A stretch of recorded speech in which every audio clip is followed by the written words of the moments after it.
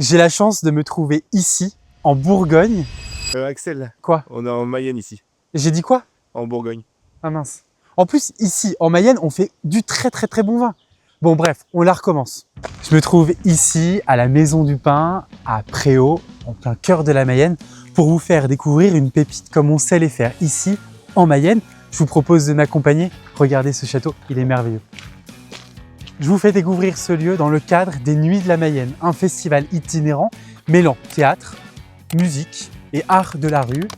Tout ça à retrouver bien en Mayenne du 15 juillet au 5 août. Bonjour Charlène. Alors on est ici à la Maison du Pain, qui est un domaine viticole, mais ça n'a pas toujours été le cas. Bonjour Axel, effectivement c'était une ferme fortifiée qui date de l'an 1000.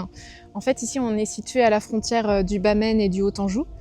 Et donc, ça servait même de tribunal en lien avec le château de Laval. À la fin des années 70, c'est Claude Marquet qui en a fait l'acquisition.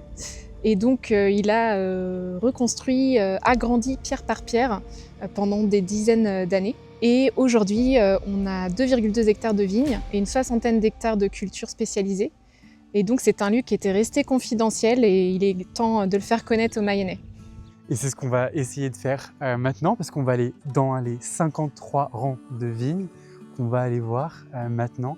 Un vin mayennais, c'est une vraie fierté et tout commence ici avec 53 rangs de vignes.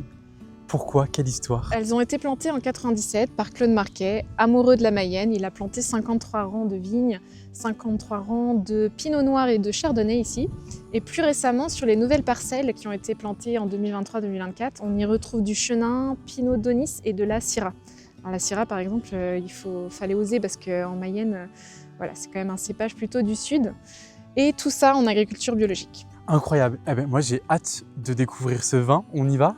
Et donc voilà, quelle fierté de voir ce vin mayennais qui est le premier vin mayennais récolté ici et mis en bouteille directement sur le domaine où il a été récolté. Oui, tout est fait 100% sur place, des vendanges à la mise en bouteille, en passant par le suivi des fermentations, la taille d'hiver, les bourgeonnages, tout ce qu'on peut imaginer en fait sur un domaine viticole.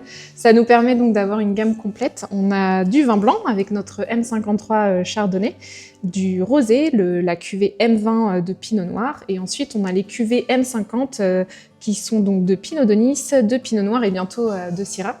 Et sans oublier la bulle du pain, donc notre vin effervescent en blanc ou en rosé. Ça, si je peux me permettre, c'est pas du vin. Alors qu'est-ce que c'est?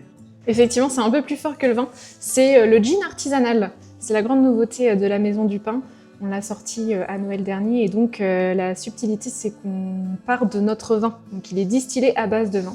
Et voilà, c'est notre dernière nouveauté. Donc on ne fait pas que du vin maintenant.